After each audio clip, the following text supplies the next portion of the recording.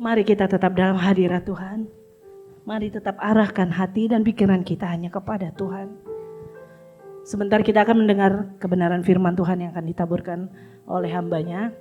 Mari kita siapkan hati kita. Tuhan, terima kasih. Engkau yang melihat setiap pribadi yang hadir di tempat ini. Engkau yang mengenal setiap hati kami. Engkau yang tahu apa yang sedang dialami saat ini. Bapa, kami menyerahkan hidup kami ke dalam tangan Tuhan. Kami siap untuk mendengar kebenaran firman-Mu pada sore hari ini. Karena kami percaya Tuhan, di dalam firman-Mu kami boleh memperoleh kekuatan yang baru. Di dalam firman-Mu Tuhan, kami boleh mendapatkan pengharapan yang baru. Yang sakit disembuhkan, yang kehilangan pengharapan akan mendapatkan pengharapan yang baru. Pulang dari tempat ini kami boleh mengalami kasih-Mu Tuhan. Terima kasih Tuhan, terima kasih. Hanya dekat dengan Engkau Tuhan kami tenang. Karena Engkaulah Allah sumber pertolongan kami. Terima kasih Bapa, kami boleh memiliki Engkau sebagai Allah kami dalam kehidupan kami. Terima kasih Yesus. Haleluya. Haleluya Yesus. Hatiku tenang berada dekat-Mu. Kaulah jawaban hidupku. Hatiku tenang berada dekat-Mu. Kau yang pelihara hidupku. Pertolongan-Mu begitu ajaib. Kau telah memikat hatiku. Di saat aku tak sanggup lagi, di situ tangan-Mu bekerja. Pertolongan-Mu begitu ajaib. Kau telah memikat hatiku. Kini mataku tertuju padamu. Ku rasakan kasih-Mu Tuhan. Amin Tuhan. Hatiku tenang berada dekat-Mu. Kaulah jawaban hidupku. Hatiku tenang. Hatiku tenang. Amin Tuhan. Berada dekat-Mu. Kau yang pelihara hidupku. Pertolongan-Mu begitu ajaib. Kau telah memikat hatiku. Di saat aku tak sanggup lagi, di situ tangan-Mu bekerja. Pertolongan-Mu begitu ajaib. Kau telah memikat hatiku. Kini mataku tertuju padamu. Ku rasakan kasih-Mu Tuhan. Pertolongan-Mu begitu Andalkan Tuhan dalam kehidupan kita. Apapun yang Bapak Ibu alami saat ini, biarlah pertolongan itu datangnya daripada Tuhan. Di saat aku tak sanggup lagi, Engkau ada bagi kami Tuhan. di situ tanganmu Engkau Allah yang setia.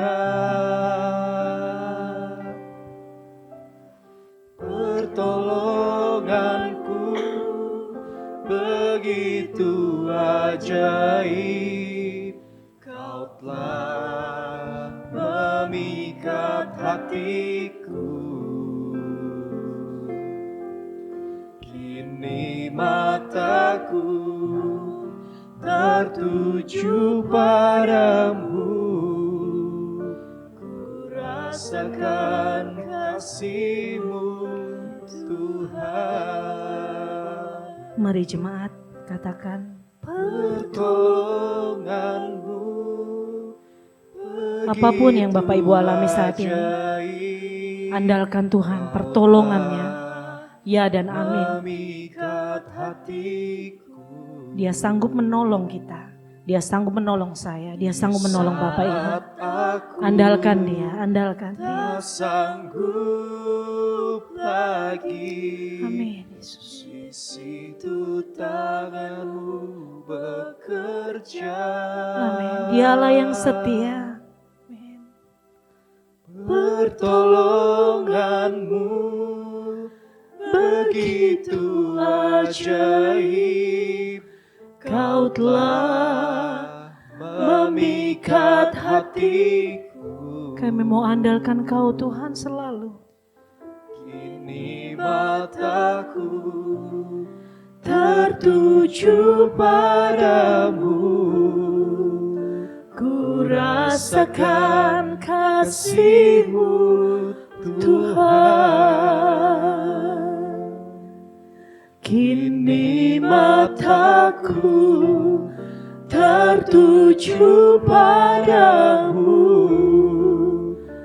ku rasakan kasih-Mu Tuhan. Tuhan, terima kasih Tuhan atas segala berkat, atas segala anugerah yang telah Engkau berikan pada kami Tuhan. Kami bisa berkumpul di gereja ini Tuhan, untuk memuji, memuliakan, meninggikan nama-Mu Tuhan. Tuhan, sebentar kami akan mendengarkan sebagian dari firman-Mu Tuhan. Kami mohon berkati hamba-Mu yang akan menyampaikan firman-Mu Tuhan. Berkati kami dalam mendengarkan dan menjadikan firman-Mu menjadi bagian dalam hidup kami Tuhan. Tuhan, kami sudah siap mendengarkan firman-Mu Tuhan. Terima kasih Tuhan, di dalam nama Tuhan Yesus. Haleluya. Amin. Amin. Selamat sore Bapak Ibu dan Saudaraku yang kasih Tuhan.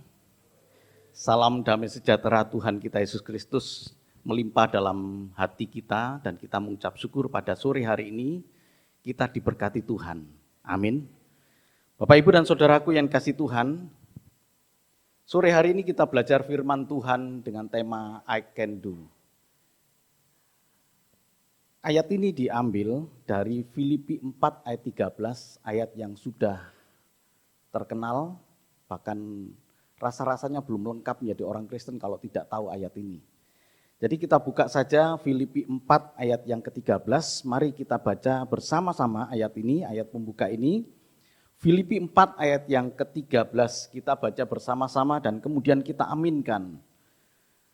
Ya. Kita baca 1, 2, 3.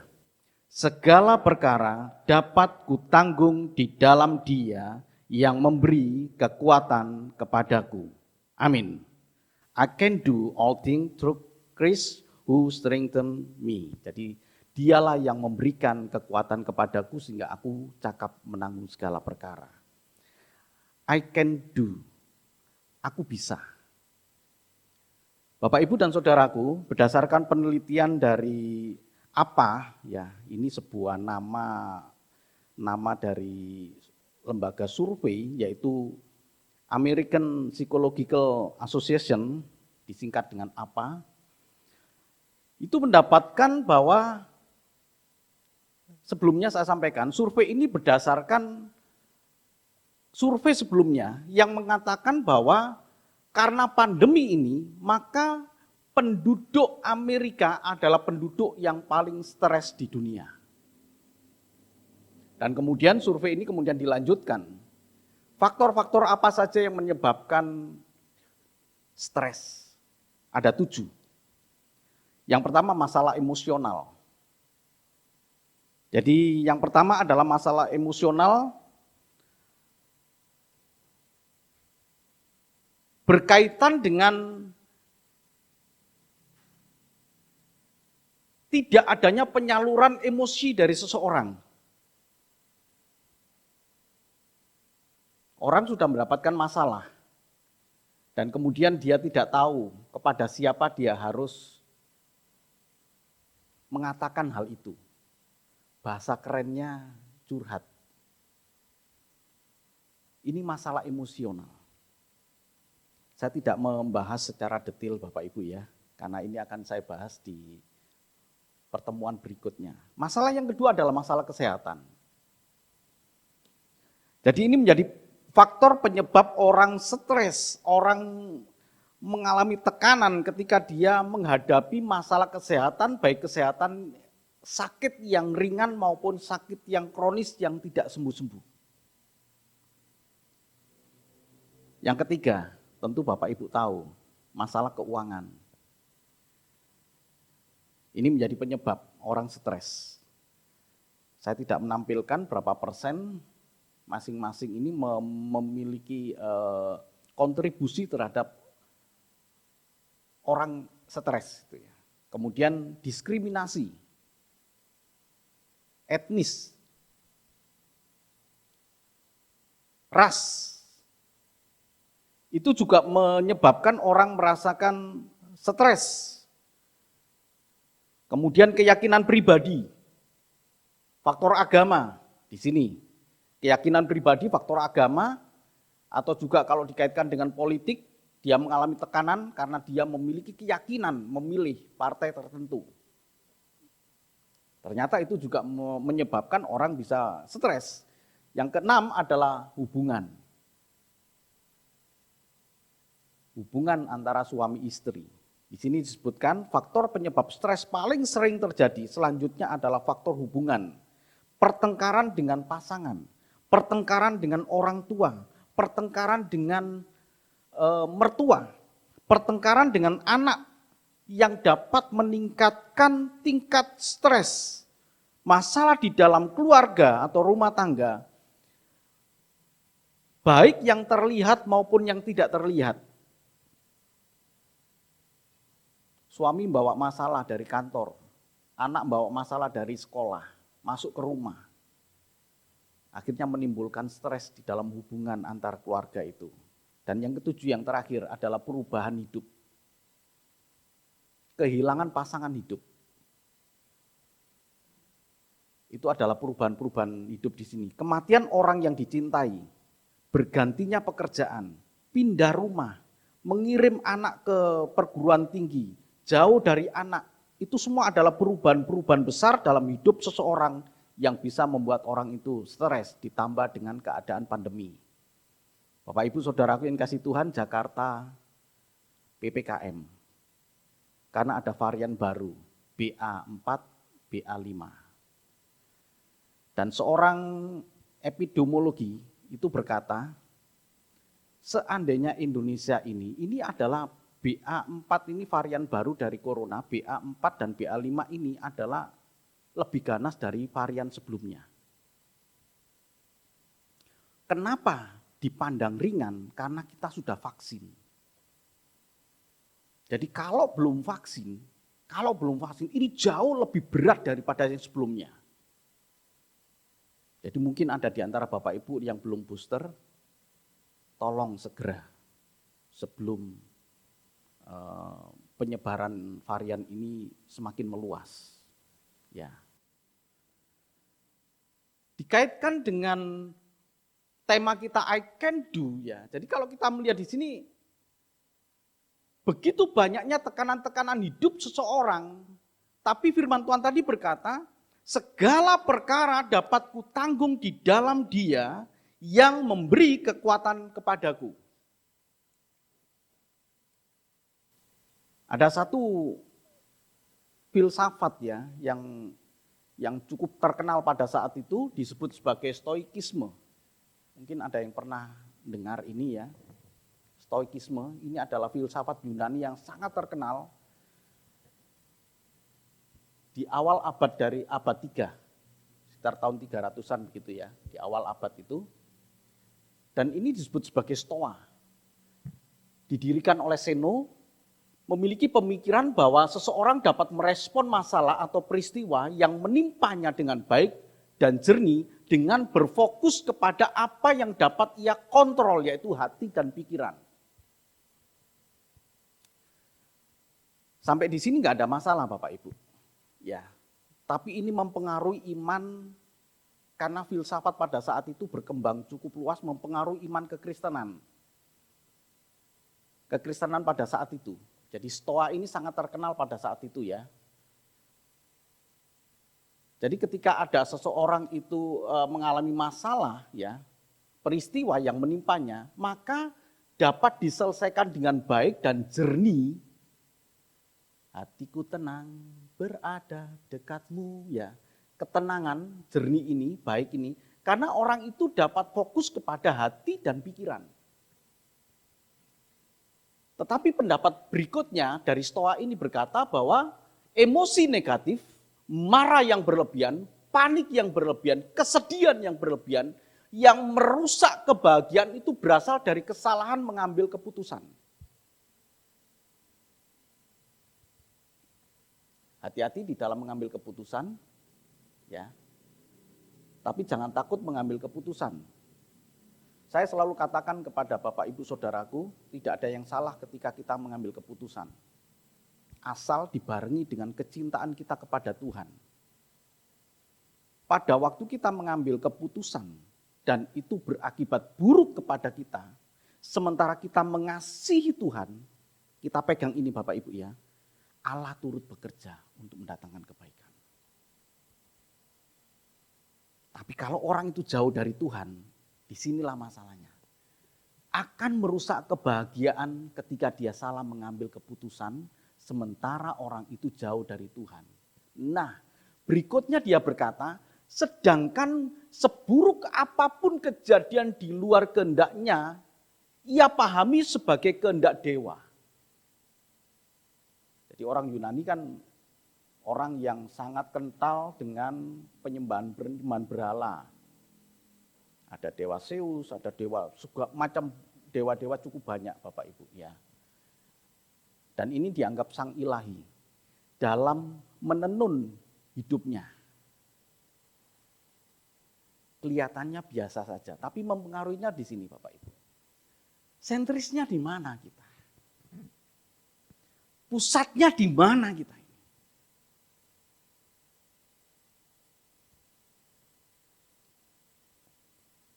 Stoikisme ini adalah gabungan dari egosentris yang tadi saya katakan ya, egosentris ketika kita memusatkan pikiran dan hati kita, maka kita mendapatkan ketenangan. Tetapi di bagian lain Stoa ini, stoikisme ini juga pada teosentris.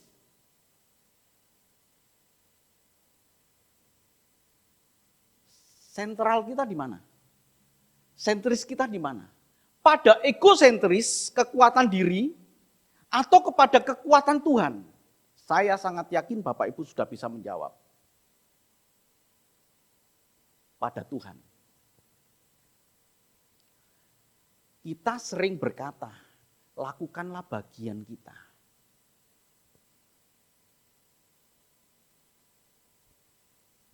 Sering toh? Kita lakukan bagian kita, Tuhan melakukan bagian dia. Kalau itu tidak kita pahami, kita tergolong Stoa. Saya yakin pemimpin pujian ataupun para pewarta firman yang berdiri di tempat ini ketika berkata, lakukanlah bagian kita dan Tuhan akan melakukan bagiannya. Saya yakin dan percaya bukan menganut pada faham Stoa, stoikisme ini. Tetapi yang dimaksudkan adalah kita melakukan bagian kita karena Tuhan memberikan kekuatan dengan tetap pada teosentris.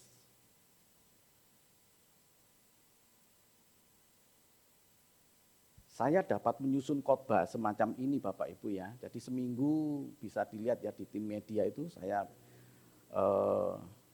hari Selasa saya mengajar kepada Erli juga. Selasa itu adalah kita belajar secara cepat. Menyampaikan firman Tuhan tanpa persiapan di rumah. Supaya kita menangkap dengan baik secara cepat. Ya saya buka saja untuk semua orang yang hadir. Saya harap Bapak Ibu bisa hadir di hari Selasa. Kita doa puasa. Itu setiap orang baca 2 ayat. Dan kemudian kita mendengar. Kemudian kita berdiam diri. Dan kemudian secara cepat apa yang kita dengar, kemudian kita sampaikan lewat renungan pada doa Selasa itu. Tanpa persiapan di rumah terlebih dulu. Supaya apa? Melatih kita untuk kita bisa peka secara cepat menanggapi firman Tuhan. Saya pernah Bapak Ibu ya, ketika bagian orang lain gitu khotbah tiba-tiba dia batal gitu ya. Berapa kali tempat ini ya, saya gantikan. Karena saya sudah terbiasa melatih. Saya harus pada teosentris ini. Kalau saya pada egosentris saya akan kelabakan. Aduh, kelagapan. Jangan saya, enggak usah, saya enggak bisa. Saya tidak pernah nolak ketika saya di organisasi pun juga begitu, ketika ada orang kemudian mengundurkan diri, nggak bisa khotbah, siapa ini yang khotbah? Saya harus bisa. I can do. Jadi ketika kita berkata bagian kita lakukan sementara Tuhan akan melakukan bagiannya, itu bukan pada kita berpihak kepada egosentris. Tapi kita tetap pada teosentris. Yeremia 17 ayat yang kelima, ayat yang cukup populer. Tolong dibaca, bagaimana ini egosentris ini ya, egosentris ini. Ini Bapak Ibu.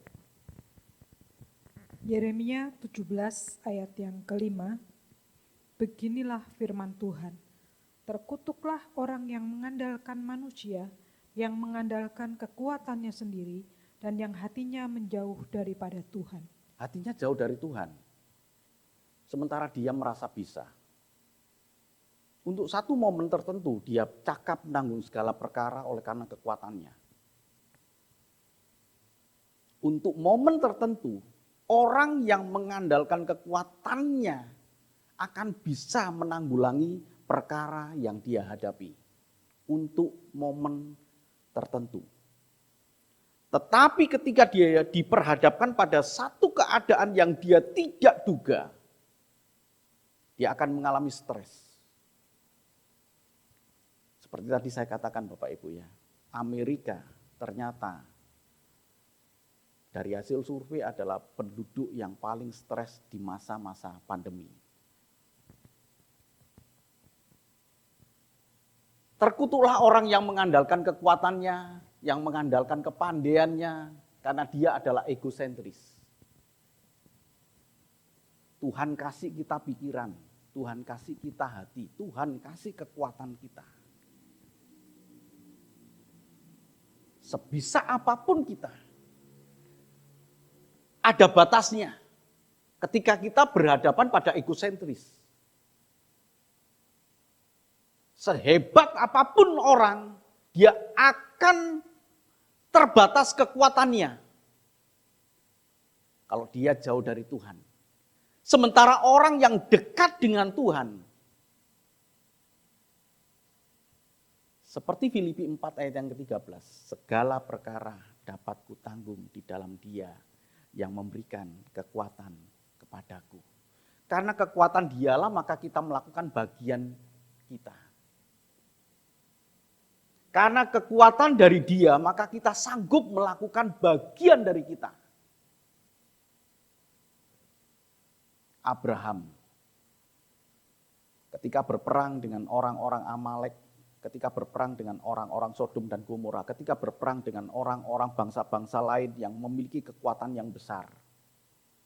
Dan ketika dia tahu kalau Lot itu ditawan oleh orang-orang Sodom dan Gomora, dia kemudian berusaha merebut dengan kekuatan. Karena dia ada di dalam Tuhan. Teosentris, Bapak Ibu. Daud ketika berhadapan dengan Goliat, Daud katakan, engkau datang dengan pedangmu, tapi aku datang dalam nama Tuhan. Dia mengalami kemenangan, karena dia itu teosentris. Nah Bapak Ibu dan saudaraku yang kasih Tuhan, menjadi satu renungan dalam hidup kita. Jangan pernah dalam hidup kita ini lepas dari teosentris ini.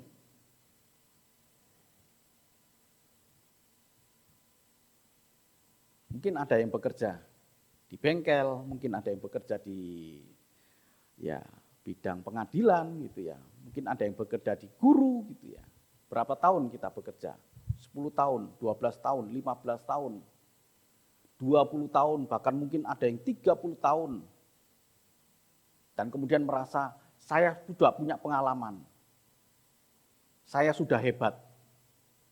Saya melayani sejak tahun 95, berapa tahun dari sekarang. Wah, saya merasa bisa. Tapi ada kalanya ketika kita jauh dari Tuhan, kita tidak tahu apa yang harus kita katakan. Nentukan tema khotbah saja. Apa ya?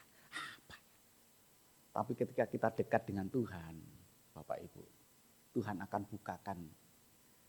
Ya, Tuhan akan bukakan. Karena itu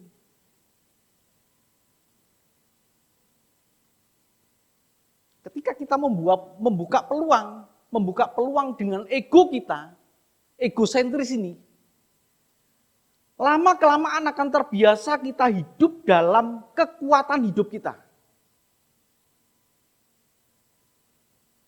Kolose 3 ayat 17. Kolose 3 ayat yang ke-17. Dan segala sesuatu yang kamu lakukan dengan perkataan atau perbuatan, lakukanlah semuanya itu dalam nama Tuhan Yesus sambil mengucap syukur oleh Dia kepada Allah Bapa kita. Amin. Luar biasa Bapak Ibu ya. Jadi sebelum orang mengenal apa itu istilah dalam nama Allah dia, ketika dia melakukan segala sesuatu, Alkitab sudah nuntun kita ini Bapak Ibu. Sayang sekali kita tidak terlalu serius dengan Tuhan ini. Karena kita merasa kuat, kita merasa hebat. Ya. Saat saya menyusun pun saya diam sejenak Bapak Ibu. Nanti sore ini pun juga syuting. 2 video saya harus kerjakan. Tidak bisa saya berkata, gampanglah, aku bisa. Saya harus diam sejenak. Saya harus tunduk kepada Tuhan. Dan firman Tuhan ini berkata, dan segala sesuatu, tidak ada kecualinya. Segala sesuatu yang kamu lakukan dengan perkataan atau perbuatan, lakukanlah semuanya itu dalam nama Tuhan Yesus, sambil mengucap syukur oleh Dia kepada Allah Bapa kita. Tuhan akan bukakan tingkap-tingkap langit berkat-Nya. Nah ini. Jangan buka tingkap-tingkap langit berkat-Nya kemudian berkaitan dengan berkat-berkat jasmani gitu, enggak. Tuhan akan bukakan tingkap-tingkap langit berkat-Nya itu. Wah, hikmat Tuhan itu Tuhan berikan. Pada waktu kita mengalami kegagalan, Tuhan turut bekerja di situ. Pada waktu kita mengalami kendala, pada waktu kita mengalami hambatan, kita sangat yakin bahwa Allah memberikan kekuatan dan hikmat kepada kita. Sehingga kita berkata, bagianku aku kerjakan. Ya, sekali lagi ketika saya berkata bagian kita kerjakan, itu bukan berarti kita lepas dari Allah. Tuhanlah yang memberikan hikmat, Tuhanlah yang memberikan kekuatan, sehingga kita bisa melakukan bagian kita ini. Bapak Ibu Saudaraku yang kasih Tuhan, Yeremia 17 ayat 7 berkata bahwa diberkatilah orang yang mengandalkan Tuhan. Ini lawan dari ayat yang kelima. Jadi segala perkara dapat kutanggung di dalam Dia. Coba kita lihat. Belajar dari Rasul Paulus yang tidak mengenal berita Injil Yohanes. Kalau kita kan kenal. Yohanes 15 ayat yang kelima berkata, di luar aku kamu tidak dapat berbuat apa-apa. Injil ini kan baru ditulis sekitar tahun 75. Injil yang terakhir ditulis adalah Injil Yohanes. Sebagai desakan dari banyak murid-murid yang berkata penyesatan semakin banyak pada saat itu. Terutama tentang kebangkitan Tuhan. Karena semakin banyaknya penyesatan, murid-murid mendesak kepada Yohanes sebagai rasul, sebagai murid Tuhan yang dikasihi oleh Tuhan Yesus dan berkata, tulis apa pengalamanmu dengan Dia. Dan baru kemudian ditulis pada tahun 75. Sementara Rasul Paulus ini, ya sekitar tahun 35. Dia tidak mengenal. Di luar aku kamu tidak dapat berkata, tidak dapat berbuat apa-apa. Dia tidak tahu tentang itu. Kenapa ini saya masukkan di sini Bapak Ibu? Bapak Ibu tahu. Berita Injil itu Bapak Ibu tahu bahwa di luar Tuhan Yesus kita tidak dapat berbuat apa-apa. Rasul Paulus tidak mengenal. Tapi dia melakukannya. Rasul Paulus tidak tahu berita itu, tapi dia melakukannya. Aku tidak dapat berbuat apa-apa di luar Tuhan Yesus. Sampai dia katakan kan, hidupku bukannya aku lagi. Tolong dilanjutkan. Tapi Kristus yang hidup di dalam aku. Aku nggak dapat berbuat apa-apa kalau bukan Tuhan yang tinggal di dalam aku. Kita tahu ini Bapak Ibu. Tapi kadang kita ini hidup di luar Tuhan.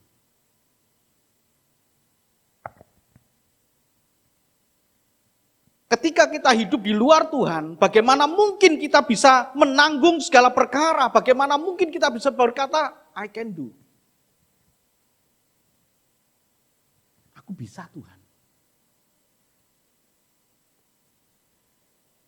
Kita akan coba lihat Bapak Ibu kembali di dalam Filipi 4 ayat yang ke-13 ini. Segala perkara dapat kutanggung di dalam Dia yang memberi kekuatan kepadaku. Mengapa Rasul Paulus berkata bahwa segala perkara dapat kutanggung di dalam Dia? Karena Rasul Paulus memahami dan mengerjakan makna serta tujuan hidup dia. Kalau orang punya tujuan hidup, kalau orang memiliki tujuan hidup yang jelas Bapak Ibu, itu seperti menjadi motivasi dia.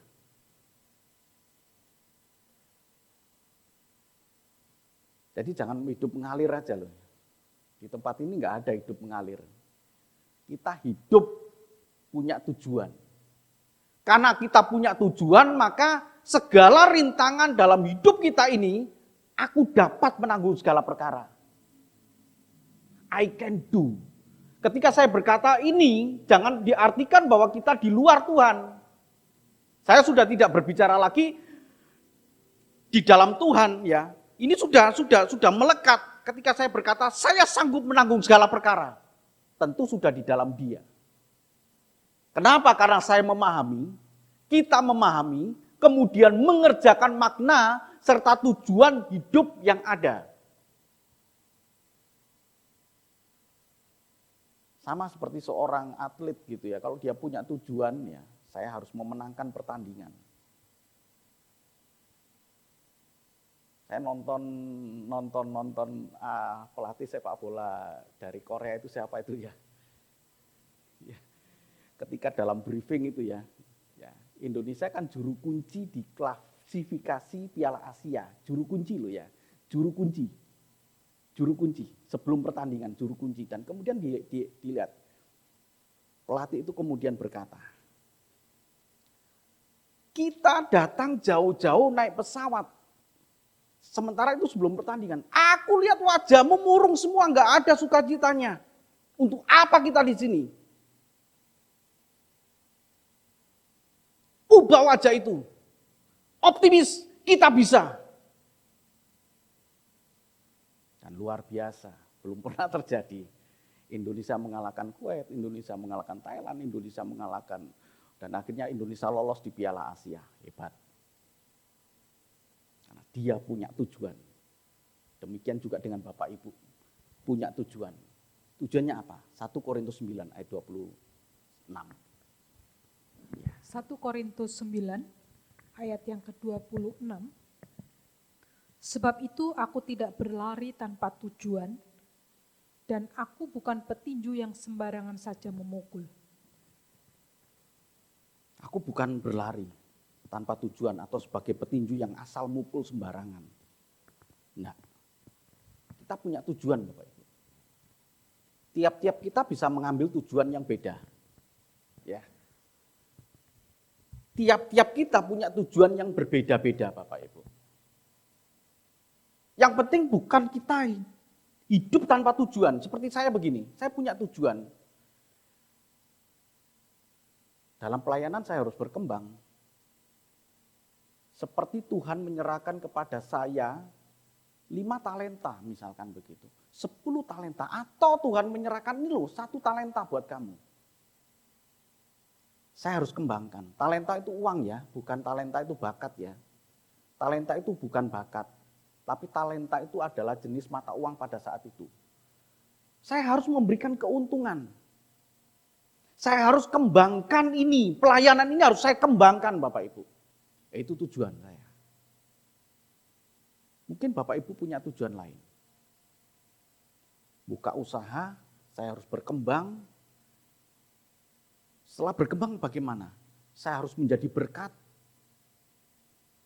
Karena punya tujuan maka dia itu bisa mengalahkan segala rintangan yang ada di depan dia.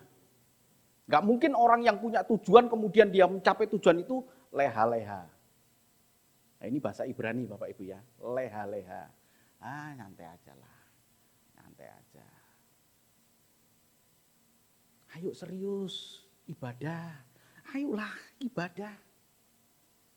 Enggak lah, ada yang sebulan sekali.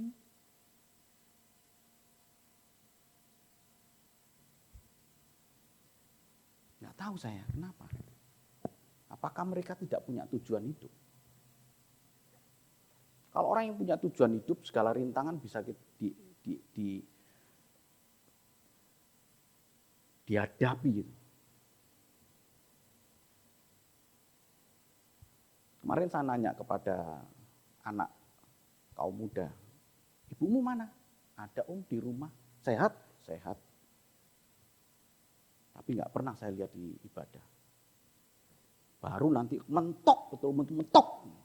Pak Pendeta.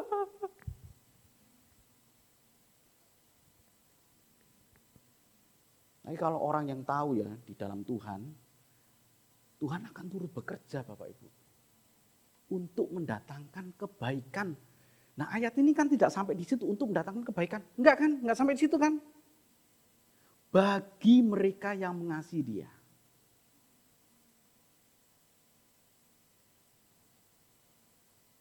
Ini punya tujuan. Tujuan kita beda-beda. Ya, yang sekolah pasti punya tujuan. Saya harus lulus dengan predikat terbaik. Mungkin Erli juga punya tujuan. Saya harus membuka ladang pelayanan. Dimanapun berada, saya harus serius. Punya tujuan juga kan. Tapi piramid tujuan kita, piramid ya, kita punya tujuan yang berbeda. Piramidnya, ujungnya itu teosentris. Segala perkara apa yang kita perbuat, kita lakukan, kita perkatakan, lakukanlah itu dalam nama Tuhan. Kita memahami, kita belajar dari Rasul Paulus ini, memahami dan mengerjakan makna serta tujuan hidup kita ini. Roma 8 ayat 37 sampai dengan 39. Nah ini ayat yang cukup terkenal Bapak Ibu. Lebih dari pemenang. Tolong dibaca. Roma 8. Roma 8 ayat 37 sampai dengan 39. Tetapi dalam semuanya itu kita lebih daripada orang-orang yang menang oleh Dia yang telah mengasihi kita. Sebab aku yakin bahwa baik maut maupun hidup, baik malaikat-malaikat maupun pemerintah-pemerintah, baik yang ada sekarang maupun yang akan datang, atau kuasa-kuasa, baik yang di atas maupun yang di bawah, ataupun sesuatu makhluk lain, tidak akan dapat memisahkan kita dari kasih Allah yang ada dalam Kristus Yesus Tuhan kita. Bapak Ibu kalau mempelajari tentang Matius 4 atau Lukas 4 ya. Matius 4 atau Lukas 4 yang berbicara tentang pencobaan di padang gurun yang Tuhan Yesus ya, pencobaan yang dihadapi oleh Tuhan Yesus. Iblis menawarkan kepada Tuhan Yesus dalam satu penglihatan yang supranatural. Dikatakan di situ, ia memperlihatkan semua kerajaan dunia, bukan satu, semua kerajaan dunia. Asal engkau menyembah aku.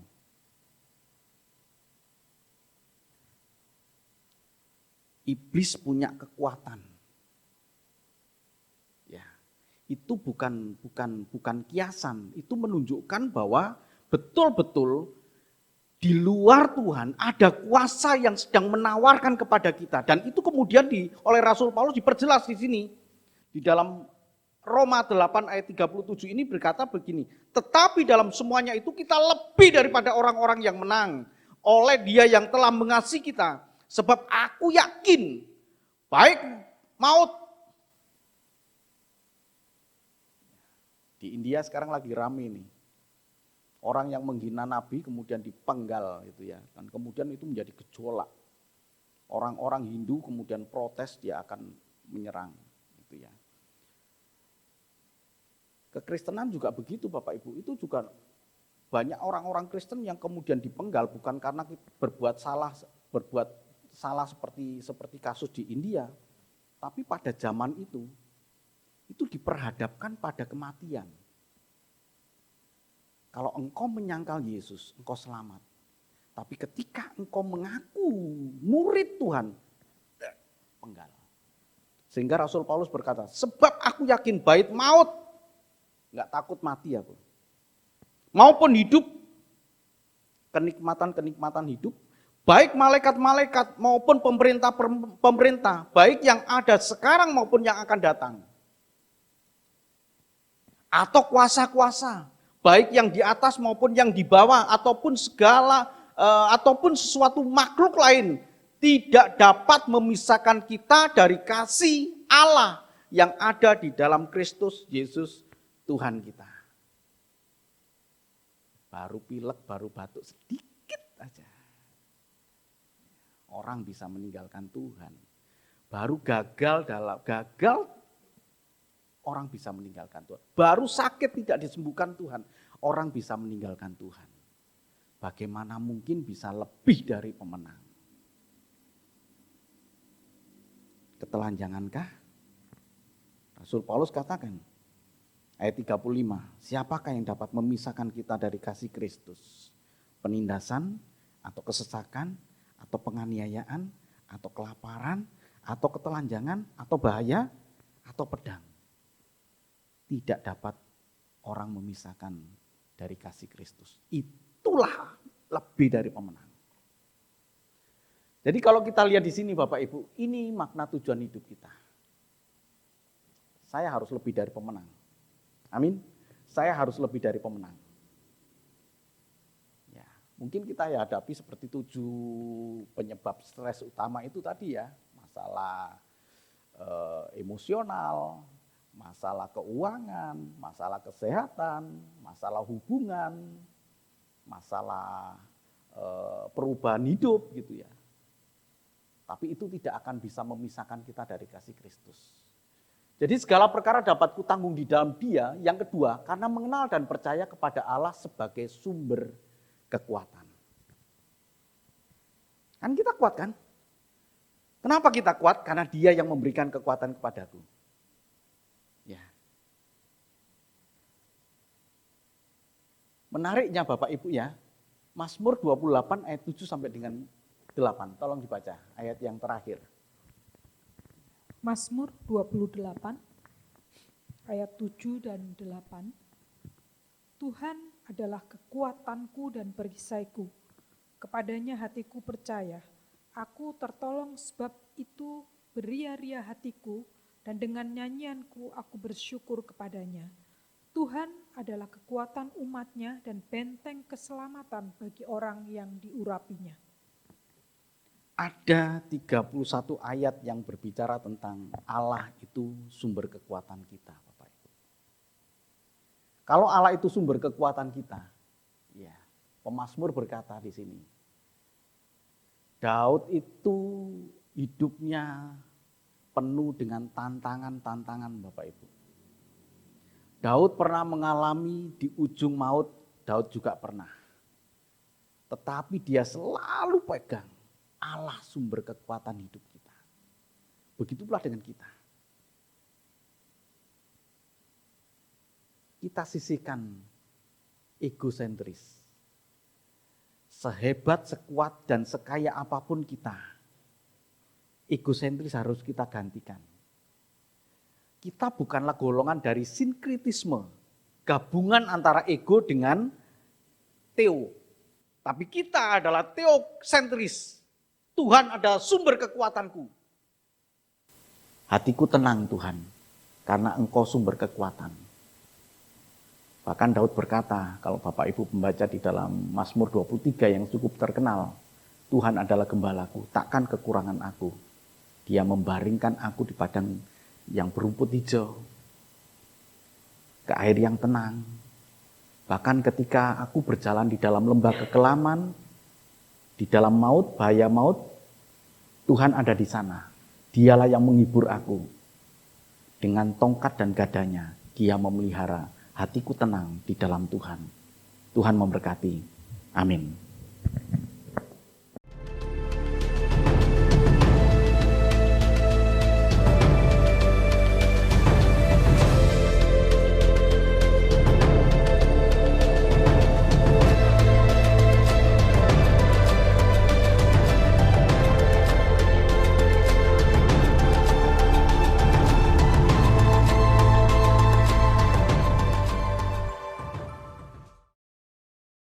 Bapak, Ibu, dan Saudaraku yang dikasihi Tuhan, terimalah berkat dan anugerah dari Allah Bapa di surga.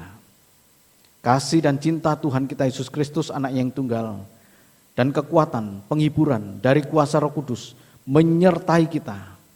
Mulai saat ini, esok, bahkan sampai Maranatha Tuhan Yesus datang menjemput kita.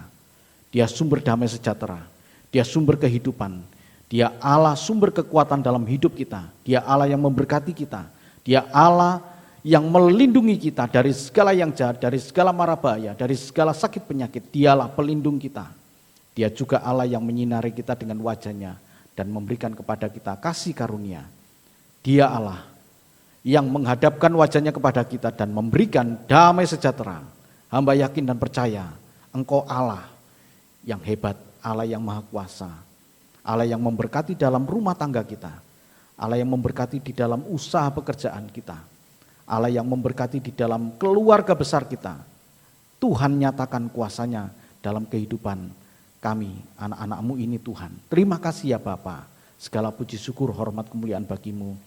Di dalam nama Tuhan kami Yesus Kristus, kami sudah berdoa dan mengucap syukur. Semua yang percaya mengatakan amin. Tuhan memberkati. Kini mataku tertuju padamu, ku rasakan kasih-Mu Tuhan. Kini mataku tertuju padamu, ku rasakan kasih-Mu Tuhan.